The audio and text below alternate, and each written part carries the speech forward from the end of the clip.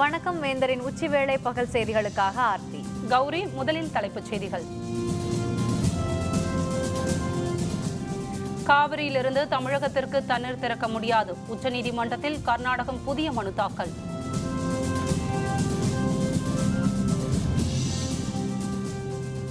உள்ளாட்சி தேர்தலுக்கான மனு தாக்கல் தொடங்கியது. அக்டோபர் 3ஆம் தேதி மனு தாக்கலுக்கு கடைசி நாள்.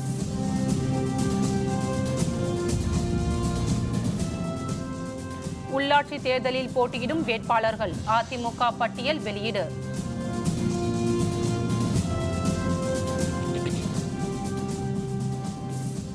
இருவேறு சுற்றுவட்ட பாதைகளில் வெற்றிகரமாக செயற்கைக்கோள்கள் நிலைநிறுத்தம். இஸ்ரோ தலைவர் கிரண்குமார் தகவல்.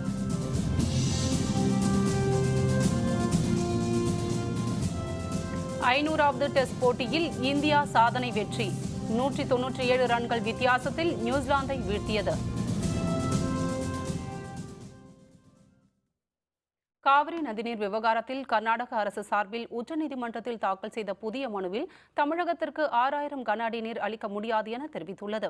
காவிரியிலிருந்து வரும் 27ஆம் தேதி வரை நாள்தோறும் 6000 கன அடி நீர் திறந்துவிட வேண்டும் என கர்நாடக அரசுக்கு உச்சநீதிமன்றம் ஏற்கனவே உத்தரவிட்டிருந்தது.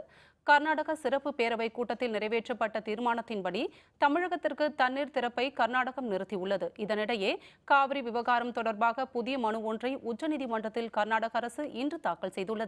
கர்நாடகத்தில் பருவமழை முடிவுக்கு வரும் நிலை இருப்பதால் அங்குள்ள நீர்த்தேக்கங்கள் நிரம்பும் வரை தமிழகத்திற்கு தண்ணீர் திறந்து விடுவதை ஒத்திவைக்குமாறும் மனுவில் கோரப்பட்டுள்ளது.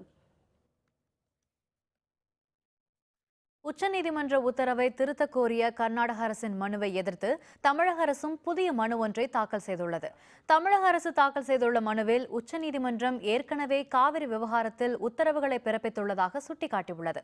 உச்சநீதிமன்ற உத்தரவை மீறும் வகையில் கர்நாடக அரசு மனுவை தாக்கல் செய்துள்ளதாக அதில் கூறப்பட்டுள்ளது. எனவே கர்நாடக அரசின் மனுவை விசாரிப்பது தேவையற்றது என தமிழக அரசு தனது மனுவில் தெரிவித்துள்ளது. தமிழகத்தில் உள்ளாட்சி தேர்தலுக்கான மனு தாக்கல் இன்று தொடங்கியுள்ளது. அக்டோபர் 3ஆம் தேதி மனு தாக்கல் செய்வதற்கான இறுதி நாள்.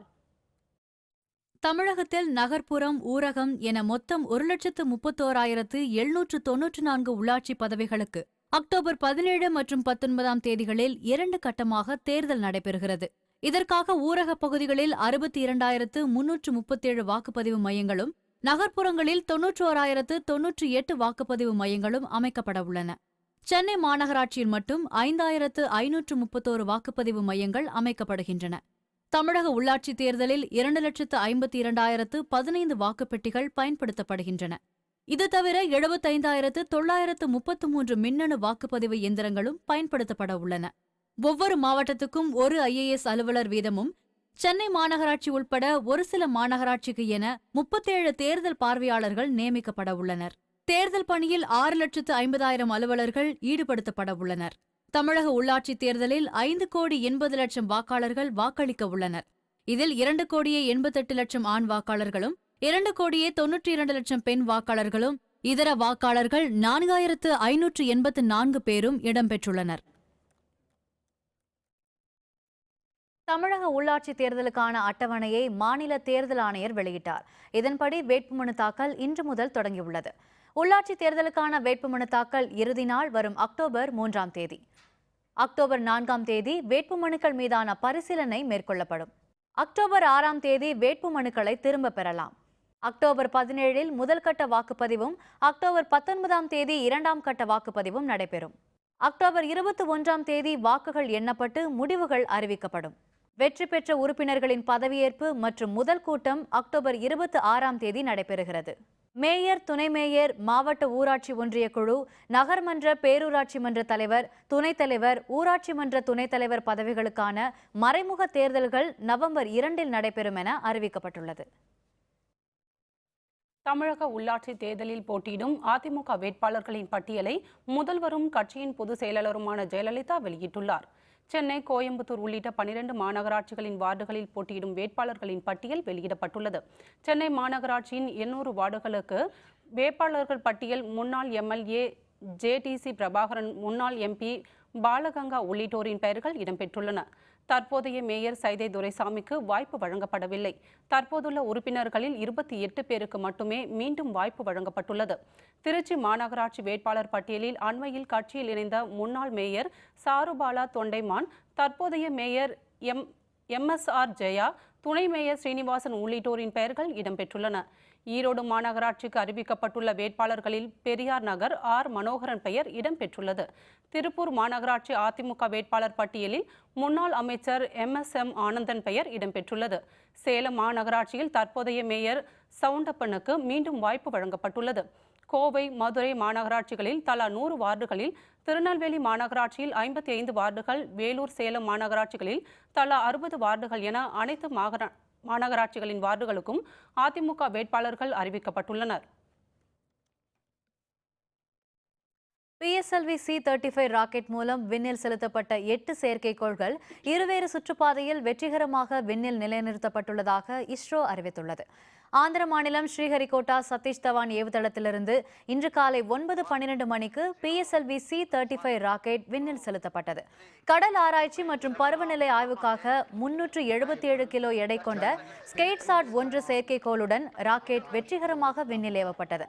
அல்ஜீரியா, கனடா, அமெரிக்கா உள்ளிட்ட நாடுகள் தயாரித்த 5 செயற்கைக்கோள்களும் இந்திய பல்கலைக்கழகங்களின் செயற்கைக்கோள்களும் இதில் இடம்பெற்றுள்ளன. 8 செயற்கைக்கோள்களை ஏந்தி சென்றுள்ள இந்த ராக்கெட் இந்திய விண்வெளி வரலாற்றில் முதன்முறையாக ஒரே பயணத்தில் 2 விதமான சுற்றுவட்ட பாதைகளில் செயற்கைக்கோள்களை நிலைநிறுத்தியுள்ளது. PSLV C-35 ராக்கெட் வெற்றிகரமாக விண்ணில் செலுத்தப்பட்டதை அடுத்து இஸ்ரோ அறிவியலாளர்கள் ஒருவருக்கொருவர் வாழ்த்து தெரிவித்தனர். 1 0 +1 2 3 vehicle lift off normal 8 प्रक्षेपण जलन बिल्कुल सामान्य आकाश की ओर उठता हुआ are ignited now. The full power of PSLV 40 seconds. is now on, and the PSLV is Plus right 45 now seconds. negotiating the very dense atmosphere and intense gravity of Earth. +50 अन्य seconds. Performance सामान्य निष्पादन के साथ ये करीब 7.6 ton ठोस ईंधन HTP இதனைத் தொடர்ந்து செய்தியாளர்களுடன் பேசிய இஸ்ரோ தலைவர் கிரண்குமார், இருவேறு சுற்றுப்பாதையில் செயற்கைக்கோள் வெற்றிகரமாக விண்ணில் நிலைநிறுத்தப்பட்டுள்ளதாக தெரிவித்தார்.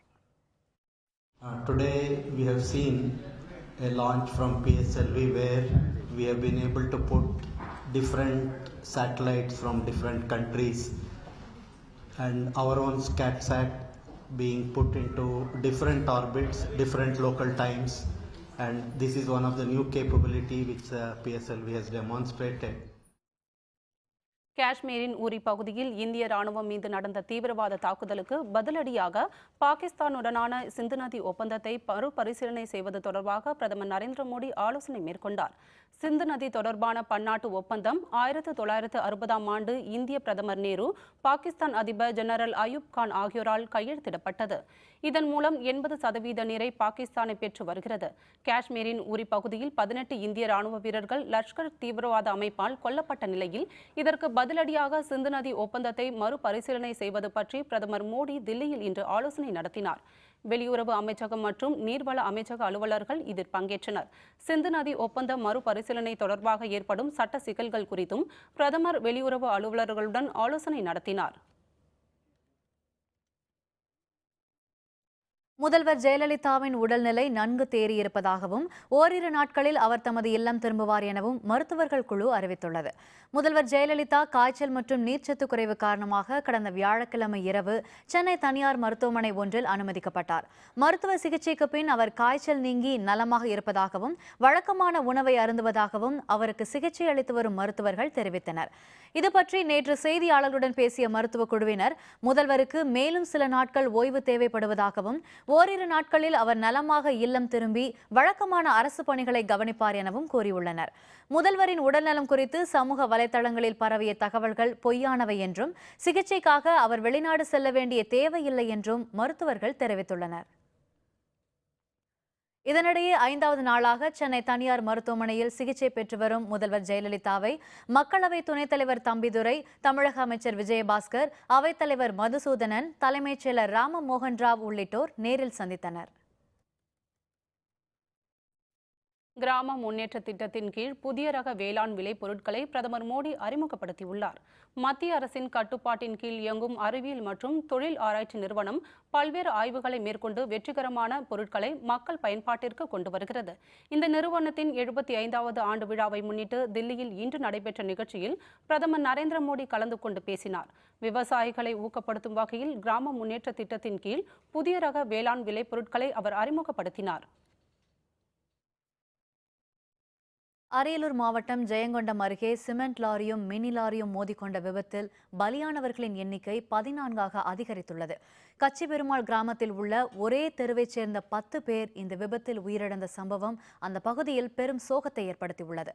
இது பற்றிய விரிவான விவரங்களை தருகிறார் நமது செய்தியாளர் செந்தில்குமார். அரியலூர் மாவட்டம் ஜெயங்கொண்டம் அருகே உள்ள கச்சிபெருமாள் என்ற இடத்தில் மினி லாரியும் நேருக்கு நேர் மோதிக்கொண்ட விபத்தில் பலி எண்ணிக்கை 14ஆக உயர்ந்துள்ளது. தற்பொழுது தஞ்சாவூர் மருத்துவமனையில் சிகிச்சை பெற்று வந்த வாசுகி என்ற பெண் உயிரிழந்துள்ளார். இதனையடுத்து பலியின் எண்ணிக்கை அதிகரித்து வரும் வேளையில் கச்சிபெருமாள் கிராமத்தில் இறந்தவர்களின் உடல்கள் அனைத்தும் பிரேத பரிசோதனை செய்யப்பட்டு தற்பொழுது வீட்டிற்கு கொண்டு வரப்பட்டுள்ளது. ஒரே தெருவில் 11 பேர் இறந்துள்ள சம்பவம் உறவினர்களிடையே மிகுந்த அதிர்ச்சியை ஏற்படுத்தியுள்ளது. யாருக்கு யார் ஆறுதல் கூறுவது, யாருக்கு அந்த சொந்த பந்தங்களை இழப்பவர்களுக்கு ஆதரவு கூறி தேற்றி அனுப்புவது. ஒரே ஊரில் 14 சொந்தங்களை இழந்துள்ளவர்கள் அந்த உறவினர்கள் வந்து கதறுவது மிகுந்த வேதனை அளிப்பதாகவும் பொதுமக்களிடையே அதிர்ச்சியை ஏற்படுத்துவதாகவும் உள்ளது. ஒரு ஊர்ல ஒன்று தான் சாகும். இப்போ ஒரே ஊர்ல 16 பேர் செத்து இருக்குனாக்கா ஒருத்தருக்கு ஒருத்தர் போய் ஆறுதல் சொல்றதுக்கு வழி இல்லை. அவங்களும் சொந்தக்காரவங்கன்னா அவங்கவுங்களால அவங்கவுங்க பார்த்த யார்கிட்ட இறக்கி வைக்கிறதுனே தெரியல, சொல்றதுன்னே தெரியல. பிள்ளைங்களாம் அந்த சின்ன பிள்ளைங்க, அந்த 15, 12, 13 வயசு பிள்ளைங்க, சின்ன பிள்ளைங்க, இந்த பிள்ளைங்கள்லாம் எப்படி தான் மறக்கும் போகும் வரும் ஒன்றுமே புரியல. ரொம்ப கஷ்டமாக இருக்குது. இந்த மினி லாரிகளில் குடுத்து வீட்டு ஓட்டுபவர்களால் விபத்துக்கள் அதிகம் நடப்பதால் அதற்கு அரசு தகுந்த நடவடிக்கை எடுக்க வேண்டும் என்பது பொதுமக்களின் கோரிக்கையாக உள்ளது. இன்று இவர்களின் உடல்கள் அனைத்தும் மாலை 3 மணிக்கு மேல் இங்கு ஊரில் உள்ள சுடுகாட்டில் அடக்கம் செய்வதற்கு எடுத்து செல்லப்படுகின்றது. பெண்களின் உடல்கள் தனியாகவும் ஆண்களின் உடல்கள் தனியாகவும் அடக்கம் செய்வதற்கான ஏற்பாடுகளை மாவட்ட நிர்வாகம் செய்து வருகின்றது. வேந்தர் செய்திகளுக்காக கச்சப்பெருமாள் கிராமத்திலிருந்து செந்தில்குமார். இதனிடையே முதல்வர் ஜெயலலிதா வெளியிட்டுள்ள அறிக்கையில் அரியலூர் அருகே நேரிட்ட விபத்தில் 14 பேர் பலியானார்கள் என்ற செய்தி அறிந்து மிகவும் துயரமடைந்துள்ளதாக தெரிவித்துள்ளார். பலியான 14 பேரின் குடும்பங்களுக்கு ஆழ்ந்த இரங்கலையும் அனுதாபத்தையும் தெரிவித்துக் கொள்வதாக கூறியுள்ளார். காயமுற்று மருத்துவமனையில் அனுமதிக்கப்பட்டு மருத்துவமனையில் சிகிச்சை பெற்று வருபவர்களுக்கு நல்ல முறையில் சிகிச்சை அளிக்க உத்தரவிட்டுள்ளதாகவும் அவர் குறிப்பிட்டுள்ளார். சாலை விபத்தில் பலியானவர்களின் குடும்பங்களுக்கு தலா 1 லட்சம் ரூபாயும், பலத்த காயமுற்றவர்களுக்கு தலா 25,000 ரூபாயும் முதல்வர் பொது நிவாரண நிதியிலிருந்து வழங்க ஜெயலலிதா உத்தரவிட்டுள்ளார். சசிகுமார் கொலையாளிகளை கைது செய்ய வேண்டும். தமிழக அரசுக்கு பொன் ராதாகிருஷ்ணன் கோரிக்கை. விவரம் விளம்பர இடைவேளைக்கு பிறகு.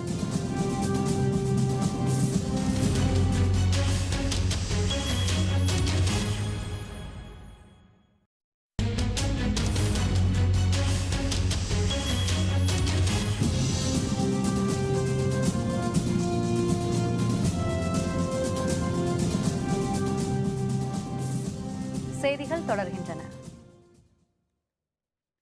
கோயம்புத்தூரில் சசிகுமார் கொலை சம்பவம் குறித்து விசாரித்து கொலையாளிகளை கைது செய்ய காவல்துறை உரிய நடவடிக்கை மேற்கொள்ள வேண்டுமென மத்திய இணையமைச்சர் பொன் ராதாகிருஷ்ணன் கோரிக்கை விடுத்துள்ளார். கோயம்புத்தூரில் அடையாளம் தெரியாத நபர்களால் வெட்டி கொல்லப்பட்ட சசிகுமாரின் குடும்பத்தினரை சந்தித்து அவர் ஆறுதல் தெரிவித்தார். பின்னர் செய்தியாளர்களுடன் பேசிய போது இந்து இயக்க தலைவர்களின் கொலைக்கு பின்னணியில் தீவிரவாதம் தலை தூக்கியுள்ளதாக மத்திய இணையமைச்சர் பொன் ராதாகிருஷ்ணன் கூறினார். குழு போட்டுக்கிறாங்க. குழு போட்டு உடனடியாகவே அவர்கள் செயல்பட்டு ஆரம்பித்திருக்கிறார்கள் என்று சொல்கிறார்கள். எனக்கு அவங்க மேல் நம்பிக்கை இருக்குது. உடனடியாக கண்டுபிடிக்க வேண்டும். உள்ளாட்சி தேர்தல் எதிர்கொள்ள திமுக தயார் நிலையில் இருப்பதாக கட்சியின் பொருளாளர் மு.க. ஸ்டாலின் தெரிவித்துள்ளார். சென்னை அண்ணா அறிவாலயத்தில் செய்தியாளர்களுடன் பேசிய அவர் உள்ளாட்சி தேர்தல் தொடர்பாக கூட்டணி கட்சிகளுடன் பேசி வருவதாக குறிப்பிட்டார். உள்ளாட்சி தேர்தல் அட்டவணை வெளியான அடுத்த நாளே வேட்புமனு தாக்கல் துவங்கும் என அறிவிக்கப்பட்டுள்ளதாகவும் கூறினார். இதன் மூலம் ஆளுங்கட்சியின் தலையீடு இருப்பதை தெரிந்து கொள்ளலாம் எனவும் ஸ்டாலின் குற்றம் சாட்டினார். தேர்தல் அறிவிப்பு நேற்று மாலை 6:15 மணி அளவிற்கு வெளியிடப்பட்டிருக்கிறது. மறுநாள் காலை 10 மணிக்கு வேட்புமனு தாக்கல் தொடங்கும் என்ற அறிவிப்பு வெளியிடப்பட்டிருக்கிறது. எது எப்படி இருந்தாலும் அதையெல்லாம் சந்திப்பதற்கு திமுக தயாராக இருக்கிறது. உள்ளாட்சி தேர்தலில் போட்டியிட காங்கிரஸ் தயாராக உள்ளதாக கட்சியின் தமிழக தலைவர் திருநாவுக்கரசர் தெரிவித்துள்ளார். சென்னையில் செய்தியாளர்களுடன் பேசிய திருநாவுக்கரசர், கடந்த சட்டப்பேரவைத் தேர்தலின் போது நீக்கப்பட்ட 7 மாவட்ட தலைவர்களுக்கு மீண்டும் பணி வழங்கப்பட்டுள்ளதாக தெரிவித்தார். உள்ளாட்சி தேர்தலுக்கான தேதி கால தாமதமாக அறிவிக்கப்பட்டாலும் தேர்தலில் போட்டியிட தமிழக காங்கிரஸ் தயாராக உள்ளதாகவும் அவர் தெரிவித்தார். இந்த தேதி அதிகாரப்பூர்வமான அறிவிக்கை நோட்டிபிகேஷன் ஆனால் இன்னைக்கு வந்திருக்கலாம். ஒரு மாதமோ 15 நாளோ குறைஞ்சபட்சம் 2-3 வாரத்துக்கு முன்னாலேயாவது இந்த தேதிகளில் தேர்தல் நடக்கும் அப்படின்னு தேர்தல் கமிஷனர் சொல்லியிருந்தா எல்லா அரசியல் கட்சிகளும் நிற்க விரும்புபவர்களும் ஏன்னா பெரிய தேர்தல் இது. நான் ஜனநாயகத்தில் நிற்கக்கூடிய வாய்ப்பையாவது எல்லா கட்சிக்கும் தரணும் இல்லையா, வெற்றி பெறக்கூடிய வாய்ப்பை தரணும் இல்லையா. ஆனாலும் தேர்தலை சந்திக்க காங்கிரஸ் தயாராகவே இருக்கிறது. உள்ளாட்சி தேர்தல் முதற்கட்ட பணிகள் பற்றிய மக்கள் நல கூட்டணி தலைவர்களின் ஆலோசனைக் கூட்டம் இன்று மாலை நடைபெறும் என மதிமுக பொதுச் செயலர் வைகோ தெரிவித்துள்ளார். மதுரை விமான நிலையத்தில் செய்தியாளர்களுடன் பேசிய அவர், மக்கள் நல கூட்டணியின் உள்ளாட்சி தேர்தல் பணிகள், தொகுதி பங்கீடு தொடர்பாக 4 கட்சிகளின் பொறுப்பாளர்களுடன் இன்று மாலை சென்னையில் உள்ள மதிமுக தலைமையகமான தாயகத்தில் ஆலோசனை நடத்தப்பட உள்ளதாக குறிப்பிட்டார். காவிரி நதிநீர் பிரச்சினையில் உச்சநீதிமன்ற உத்தரவை மதிக்காமல் கர்நாடக அரசு தேசிய ஒருமைப்பாட்டுக்கு குந்தகம் விளைவிப்பதாக குற்றம் சாட்டினார். அந்தந்த மாவட்டங்களில் உள்ள 4 கட்சியினுடைய மாவட்ட செயலாளர்கள், மாவட்ட நிர்வாகிகள் அங்கே எந்தெந்த இடங்களில் வாய்ப்பு இருக்குது போட்டி போட, யாருக்கு வாய்ப்பு இருக்குன்னு பார்த்து முடிவு பண்ணிக்கிடுவாங்க. 5 மணி அளவில் தாயகத்தில் மக்கள் நல கூட்டு இயக்கத்தினுடைய தலைவர்கள், 4 கட்சி தலைவர்கள் சந்தித்து தாயத்த வேலைகளை பற்றி ஏற்பாடு செய்வது குறித்து நாங்கள் ஆலோசனை மேற்கொள்ள இருக்கிறோம். சென்னையில் உள்ள 16 சட்டப்பேரவைக்கு உட்பட்ட உள்ளாட்சி அமைப்புகளுக்கான தேர்தல் ஏற்பாடுகள் மேற்கொள்ளப்பட்டு வருகின்றன. அனைத்து மண்டலங்களிலும் வேட்புமனு தாக்கல் தொடங்கியுள்ளது. இது பற்றிய விவரங்களை தருகிறார் நமது செய்தியாளர் மாரியப்பன். தமிழக உள்ளாட்சி அமைப்புகளுக்கான தேர்தல் அடுத்த மாதம் 17 மற்றும் 19ஆம் தேதி நடைபெற இருப்பதாக தமிழ்நாடு மாநில தேர்தல் ஆணையம் நேற்று மாலை அறிவித்தது. இதனைத் தொடர்ந்து தமிழகம் முழுவதும் தேர்தல் நடத்தை விதிமுறைகள் அமலுக்கு வந்துள்ளன. வேட்புமனு தாக்கல் இன்று தொடங்கி அடுத்த மாதம் 3ஆம் தேதி வரை வேட்புமனுக்களை தாக்கல் செய்யலாம். 4ஆம் தேதி வேட்புமனுக்கள் பரிசீலனையும் 6ஆம் தேதி வேட்புமனுக்களை திரும்பப் பெறுவதற்கு கடைசி நாளாகும். இதனைத் தொடர்ந்து தமிழகம் முழுவதும் உள்ள மாநகராட்சிகளில் 17 மற்றும் 19ஆம் தேதி ஆகிய 2 கட்டங்களாக தேர்தல் நடைபெற உள்ளது. சென்னை மாநகராட்சியில் உள்ள 200 வார்டுகளிலும் அரசு மற்றும் தனியார் சுவர்களில் பதிக்கப்பட்டுள்ள வரையப்பட்டுள்ள சுவர் விளம்பரங்கள் அளிக்கும் பணி முதல் கட்டமாக இன்று தொடங்கியுள்ளது. மேலும் அரசியல் சுவரொட்டிகளும் அகற்றும் பணி நடைபெற்று வருகிறது. வேந்தர் செய்திகளுக்காக சென்னை மாநகராட்சி வளாகத்தில் இருந்து ஒளிப்பதிவாளர் கார்த்திக்குடன் மாரியப்பன். திருச்சியில் உள்ளாட்சி அமைப்புகளுக்கான வேட்பு மனு தாக்கல் தொடங்கியது. மாநகராட்சியின் 39வது வார்டில் போட்டியிட சுயேட்சை வேட்பாளர் மனு தாக்கல் செய்துள்ளார். திருச்சி மாநகராட்சியில் உள்ள 65 வார்டுகளுக்கான வேட்பு மனு தாக்கல் தொடங்கியது. 39வது வார்டில் போட்டியிட சுயேட்சை வேட்பாளர் கதிரவன் தேர்தல் நடத்தும் அலுவலர் பழ சுப்பிரமணியத்திடம் வேட்பு மனு தாக்கல் செய்துள்ளார். 65 வார்டுகளில் 29 வார்டுகள் பெண்களுக்கும், 29 வார்டுகள் ஆண்களுக்கும், 7 வார்டுகள் தாழ்த்தப்பட்டவர்களுக்கும் ஒதுக்கப்பட்டுள்ளது. மருத்துவ படிப்புக்கான சிறப்பு கலந்தாய்வு சென்னை ஓமந்தூரார் அரசு பல்நோக்கு மருத்துவமனையில் இன்று தொடங்கியுள்ளது. அரசு மருத்துவக் கல்லூரியில் உள்ள 81 MBBS படிப்புகளுக்கான இடங்களுக்கும், இஎஸ்ஐ மருத்துவக் கல்லூரியில் 9 இடங்களுக்கும் இந்த கலந்தாய்வு மூலம் மாணவர்கள் தேர்வு செய்யப்பட உள்ளனர். இதற்கான சிறப்பு கலந்தாய்வு சென்னை ஓமந்தூரார் அரசு பல்நோக்கு மருத்துவமனையில் இன்று காலை 10 மணிக்கு தொடங்கியுள்ளது. வரும் 28ஆம் தேதி சுயநிதி கல்லூரிகளில் உள்ள 64 MBBS படிப்புக்கும் 440 BDS இடங்களுக்கும் கலந்தாய்வு நடைபெறவுள்ளது. ஃபர்ஸ்ட் கவுன்சிலிங்கில் எனக்கு ஸ்டான்லி மெடிக்கல் காலேஜ் கிடச்சிது. பட் எனக்கு எம்எம்சியில் தான் படிக்கணும்னு ரொம்ப ஆசை. இப்போ தேர்ட் கவுன்சிலிங் அட்டென்ட் பண்ணி எம்எம்சி கிடச்சிருச்சு. ரொம்ப சந்தோஷமாக. ஃபர்ஸ்ட் கவுன்சிலிங் வந்துட்டேன். என்னோட ஜென்ரல் ரேங்க் 246. பட் எனக்கு எம்எம்சி கிடைக்கல. ஒரு 10 சீட்டில் மிஸ் ஆயிடுச்சு. ஸோ இப்போ தேர்ட் கவுன்சிலிங் வந்திருக்கேன். All India quota seat surrender பண்ணோன்னே இப்போ எனக்கு எம்எம்சி கிடச்சிருச்சு. Very happy. கவிமணி தேசிய விநாயகம் பிள்ளையின் 63வது ஆண்டு நினைவு தினத்தை ஒட்டி அரசு சார்பில் அவருடைய திருவுருவ சிலைக்கு மாலை அணிவித்து மரியாதை செலுத்தப்பட்டது. கன்னியாகுமரி மாவட்டம் நாகர்கோவிலை அடுத்த சுசீந்திரத்தில் தமிழ் புலவரும் சிந்தனை சிற்பியுமான கவிமணி தேசிய விநாயகம் பிள்ளையின் 63வது ஆண்டு நினைவு தினத்தை இன்று அனுசரிக்கப்பட்டது. சுசீந்திரத்தில் அமைந்துள்ள அவருடைய உருவ சிலைக்கு அரசு சார்பில் மாவட்ட ஆட்சித்தலைவர் சஜ்ஜன் சிங் சவான் மாலை அணிவித்து மரியாதை செலுத்தினார். இந்த நிகழ்ச்சியில் அதிமுக மாநிலங்களவை உறுப்பினர் விஜயகுமார் உள்ளிட்ட ஏராளமானோர் கலந்து கொண்டனர்.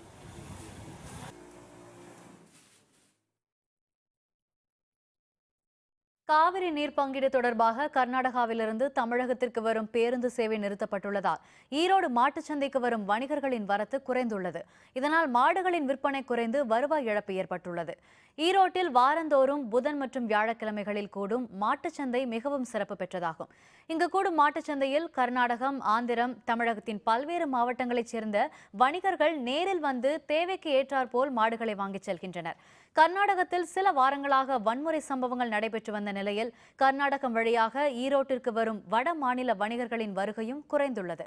வாரந்தோறும் இந்த சந்தையில் 200 முதல் 1000 மாடுகள் வரை விற்பனை செய்து வந்த நிலையில் 30% அளவிற்கு வர்த்தகம் பாதிக்கப்பட்டுள்ளதாக வணிகர்கள் தெரிவித்துள்ளனர். இதேபோல் மாட்டு வணிகத்தை நம்பியுள்ள தரகர்கள் மாடுகளின் விற்பனை குறைந்துள்ளதால் வருவாய் இழந்து தவித்து வருகின்றனர். மத்திய மாநில அரசுகள் இந்த பிரச்சினைக்கு தீர்வு காண வேண்டும் என அவர்கள் கோரிக்கை விடுக்கின்றனர். நாங்கள் கிராமத்துலேருந்து மாடுகளை வாங்கி கொண்டாந்து ஈரோடு சந்தையில் வாரம் விற்போம். கர்நாடகாவிலேருந்து வர ஒரு 500 வியாபாரியை வர்றதே இல்லைருந்து ஒரு 3 வாரமாக. அதனால் வியாபாரம் ரொம்ப மந்தமாக இருக்குது. மாட்டுக்கு ஒரு 5000 10,000 ரூபா குறைச்சலாக விற்கிது. இப்போ இந்த தமிழ்நாட்டுக்கு கர்நாடகாவுக்கு தண்ணீர் பிரச்சனையினால் நிறைய வியாபாரிகளோட வரத்து குறைஞ்சி போச்சு சார். இப்போ இங்கே மாடு விற்பனை குறைஞ்சிருச்சு. மாடுக்கு அப்படியே தேக்கங்களாக இருக்குது ஈரோட்டில். அதனால சீக்கிரம் இந்த தண்ணி பிரச்சனையிலிருந்து அரசு ஒரு கர்நாடகாவுக்கு தமிழ்நாட்டுக்குள்ள பிரச்சனையை முடிச்சு வியாபாரிகள் இங்கே மாடுகளை வாங்கிட்டு அவங்க ஊருக்கு போகிற மாதிரி ஒரு ஏற்பாடு சீக்கிரம் விரைவில் அரசு முடிவெடுத்து பண்ணி கொடுக்குற மாதிரி கேட்டுக்கொள்கிறோம். நீலகிரி மாவட்டத்தில் தென்மேற்கு பருவமழை குறைந்ததால் விவசாய நிலங்களுக்கு லாரிகள் மூலம் தண்ணீர் தெளிக்கும் அவலநிலை ஏற்பட்டுள்ளது. நீலகிரி மாவட்டத்தில் தென்மேற்கு வடகிழக்கு பருவமழையினால் அனைத்து நீர்பிடிப்பு பகுதிகளிலும் தண்ணீர் நிரம்பி விவசாய பணிக்கு தடையின்றி தண்ணீர் கிடைத்து வந்தது. இந்த ஆண்டு பருவமழை பொய்த்து போனதால் அங்குள்ள அணைகள், நீரோடைகள், குளங்கள் வறண்டுள்ளன. இதனால் தண்ணீர் தட்டுப்பாடு ஏற்பட்டுள்ளது. தற்போது விவசாயிகள் அங்கு பயிரிட்டுள்ள காய்கறி பயிர்களை காக்கும் வகையில் லாரிகள் மூலம் தண்ணீரை அதிக விலைக்கு வாங்கி தெளித்து வருகின்றனர். இதனால் சேமந்தாடா, தாம்பட்டி, காந்திப்பேட்டை உள்ளிட்ட இடங்களில் நாள் ஒன்றுக்கு 2000 ரூபாய் முதல் 3500 ரூபாய் வரை செலவிடுவதாக விவசாயிகள் வேதனையுடன் தெரிவித்துள்ளனர். தென்மேற்கு பருவமழை பொய்த்த நிலையில் வடகிழக்கு பருவமழையாவது கை கொடுக்குமா என விவசாயிகள் கருதுகின்றனர். ஒரு லாரி தண்ணி 3500 3500 ரூபாய்க்கு வாங்கிட்டு வரோம். வாங்கிட்டு வந்தனாலும் இங்கே அடிக்கும்போது அடித்து 10 நிமிஷத்தில் எல்லாமே காஞ்சி போயிடுது. பயிரை காப்பாற்றுறதுக்காக நாங்கள் முடிஞ்ச வரல எங்களால் முடிஞ்ச வரல ஏதோ பண்ணிகிட்டு இருக்கோம். இது அரசு கவனம் எடுத்து ஏதாவது எங்களுக்கு உண்டான ஏதோ ஒன்று பண்ணித்தர மாதிரி கேட்டுக்கோ. இப்போ 3-4 மாதமாக மழை இல்லை. இது கிழங்கு போட்டு பூரா வாடுது, பூரா காஞ்சி போச்சுங்க. ஒரு லோடு 3000 ரூபாய் கொடுத்து தண்ணி அடிச்சுட்டு இருக்கிறோம். ஏதோ கவர்மெண்ட் பார்த்து ஏதோ ஒரு மானியம் கொடுத்தா கூட பரவாயில்ல. விவசாயத்துக்கு ஒன்றுமே நன்மை இல்லைங்க. திருவள்ளூர் அருகே 200 ஆண்டு பழமை வாய்ந்த பெருமாள் கோவில் குடமுழுக்கு வெகு விமரிசையாக நடைபெற்றது. திருவள்ளூர் மாவட்டம் மீஞ்சுரை அடுத்த பிரளய பக்கத்தில் 200 ஆண்டு பழமை வாய்ந்த கிருஷ்ண பெருமாள் கோவில் உள்ளது. சிதிலமடைந்திருந்த இந்த கோவில் கிராம மக்களால் புனரமைக்கப்பட்டது. கடந்த 3 நாட்களாக யாகசாலை பூஜைகள் நடைபெற்று வந்தன. புண்ணிய நதிகளிலிருந்து எடுத்து வரப்பட்ட புனித நீரை கொண்டு வேத மந்திரங்கள் முழங்க குடமுழுக்கு இன்று நடத்தப்பட்டது. இதில் ஏராளமான பக்தர்கள் பங்கேற்று சாமி தரிசனம் செய்தனர்.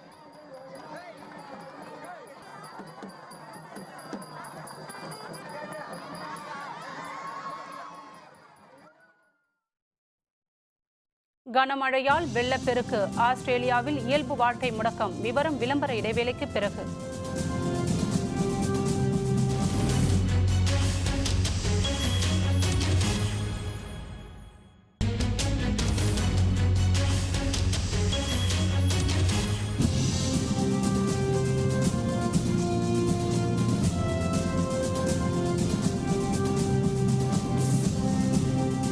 செய்திகள் தொடர்கின்றன. இனி அயலக செய்திகள்.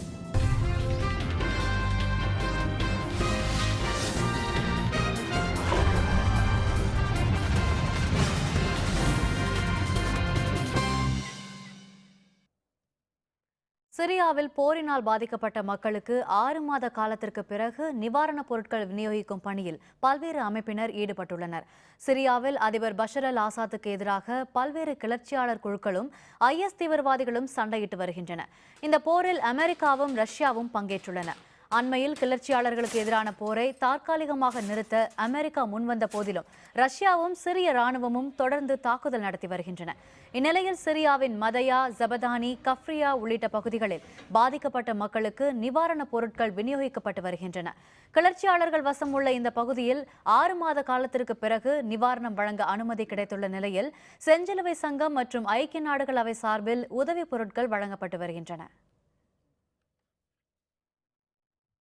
ஆஸ்திரேலியாவின் நியூ சவுத் வேல்ஸ் மாகாணத்தில் பெய்த கனமழை காரணமாக ஏற்பட்ட வெள்ளப்பெருக்கால் மக்களின் இயல்பு வாழ்க்கை பாதிக்கப்பட்டுள்ளது. நியூ சவுத் வேல்ஸ் மாகாணத்தின் போபஸில் கடந்த சில நாட்களாக கனமழை பெய்து வருகிறது. இதனால் லேஸ்லன் ஆற்றில் வெள்ளப்பெருக்கு ஏற்பட்டது. தாழ்வான பகுதிகளில் வெள்ள நீர் சூழ்ந்ததால் மக்கள் சிரமத்திற்கு ஆளாகினர். முக்கிய சாலைகளில் வெள்ள நீர் பெருக்கெடுத்து ஓடுவதால் சாலை போக்குவரத்து பாதிக்கப்பட்டுள்ளது. அத்தியாவசிய பொருட்களை வாங்க மக்கள் படகுகளை பயன்படுத்தி வருகின்றனர். வெள்ளத்தால் பல ஏக்கர் பரப்பளவிலான பயிர்கள் நீரில் மூழ்கின.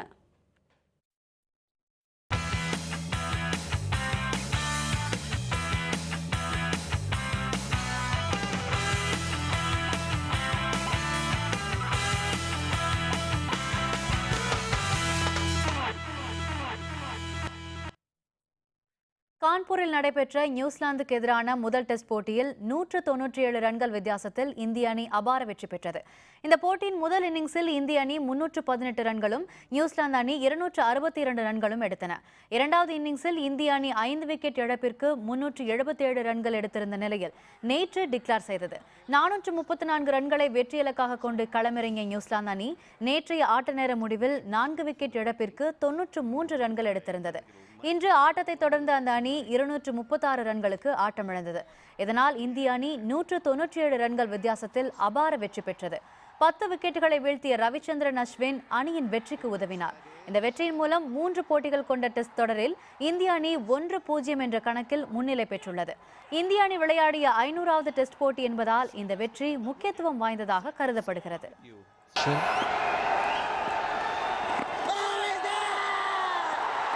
Yes, Ashwin strikes all along with being the second fastest to 200 test wickets. More importantly, 97 runs. New Zealand batted for 80. Wasn't a very high scoring test match. We didn't see 400 runs being made by any team. Of course, India declared a 377 for 5. மீண்டும் தலைப்புச் செய்திகள். காவிரியிலிருந்து தமிழகத்திற்கு தண்ணீர் திறக்க முடியாது. உச்சநீதிமன்றத்தில் கர்நாடகம் புதிய மனு தாக்கல்.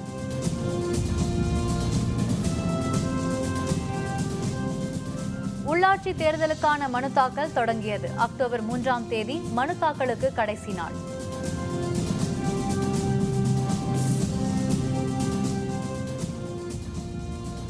உள்ளாட்சி தேர்தலில் போட்டியிடும் வேட்பாளர்கள் அதிமுக பட்டியல் வெளியீடு.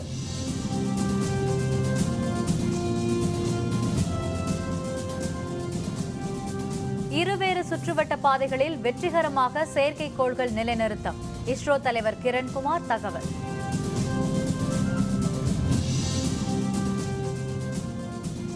ஐநூறாவது டெஸ்ட் போட்டியில் இந்தியா சாதனை வெற்றி. 197 ரன்கள் வித்தியாசத்தில் நியூசிலாந்தை வீழ்த்தியது.